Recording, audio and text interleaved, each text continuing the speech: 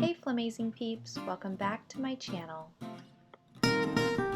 Hey Farmazing peeps, welcome back to my channel. My name is Jennia and I am super excited and grateful that you are here. If you are interested in law of attraction, lifestyle, and getting back to loving yourself, this would be a perfect channel for you to hit the subscribe button if you feel free to do that. And if you love this video, go ahead and be sure to give it a huge thumbs up. So in this video, I'm actually going to be sharing with you a cute summer DIY for under $50 on how you can make your child, or if you want to keep it for yourself, a super adorable lemonade stand / farmhouse play stand. A lot of people use them for their Rae Dunn displays in their living room. I think that they're totally adorable. A lot of photographers use them as well for happy birthday pics and like first year photos and things like that. So you could actually have your own and take your own pics and save yourself some coins. So I've seen them on Etsy and I've seen them on Instagram, and they are super beautiful, but they can be extremely pricey. So I figured, why not take this quarantine time to do a super cute DIY? My daughter's birthday is coming up next week and Lavender is turning 3, so I thought this would be perfect for her. She's obsessed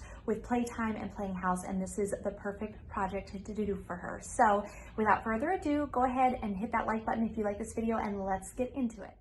So getting started, you're going to need some materials. You're going to want to grab 4 18-inch wooden crates.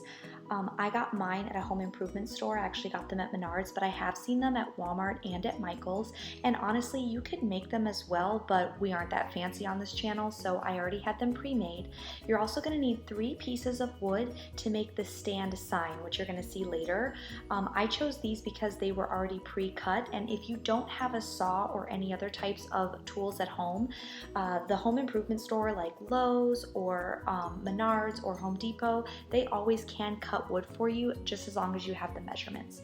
You're also going to need some paint brushes, some paint or wood stain of your choice. In this one, I'm going to be painting it white and pink. You're going to need some wood glue, some wood clamps, and a sanding block and or a utility knife. To start off, we're going to prep all 4 of our crates. I have all 4 of my crates here, and be mindful that these pre-done crates from the craft section are made of pine, which is a super soft wood. So what I'm going to do is I'm going to take a utility knife here, and I'm actually going to lightly shave off some of the panels so the wood crates fit as flush as possible when we use the wood glue.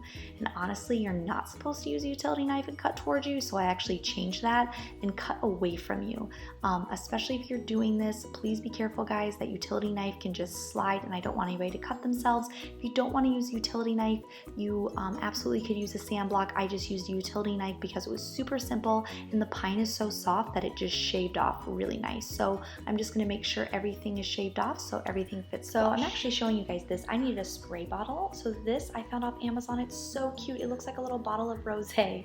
So I had actually started gluing and then realized on the back of my wood glue that I needed to lightly mist my wood before I applied the glue. I'm using the Gorilla wood glue. This is actually a foaming wood glue, and this was the first time I had ever used it, so make sure you guys read the instructions. I had actually pre-glued and then was like, oops, it's not gonna work. I'll have that water bottle link down below for you guys as well. It's so cute.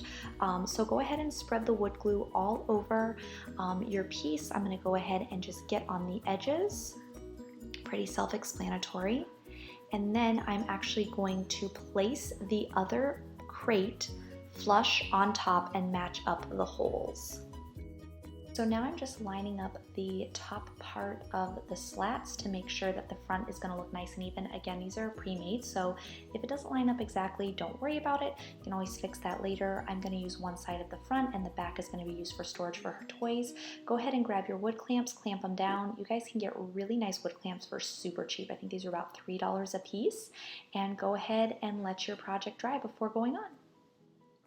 So now I'm just showing you after I've done both pieces. Of course, you're going to do the same exact steps for the other side. When you're using foaming wood glue, sometimes it can just seep out on the cracks and crevices. So I'm just using that utility knife to just scrape away the excess. Again, you can use a sand block to do this as well. So now we're going to glue one piece on top of another. I just switched it around to show you guys. Some people like to alternate the openings. I'm going to keep all my openings facing one side so she can store her toys, and so the front will look more cohesive. So here I am, I'm just gluing the slats after I used my water. and then you're just going to put the one piece on top of the other and make sure you clamp it down so that everything dries evenly.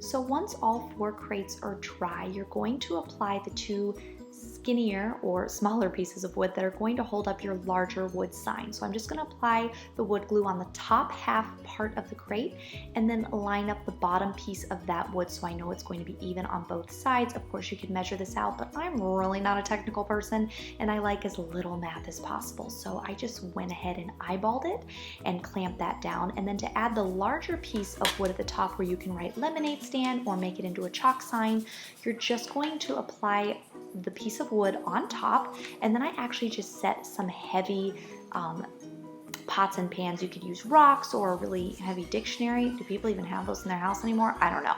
But if you just apply something heavy on top, it's going to be way easier than trying to clamp that piece of wood down. And then of course, let that dry before you paint.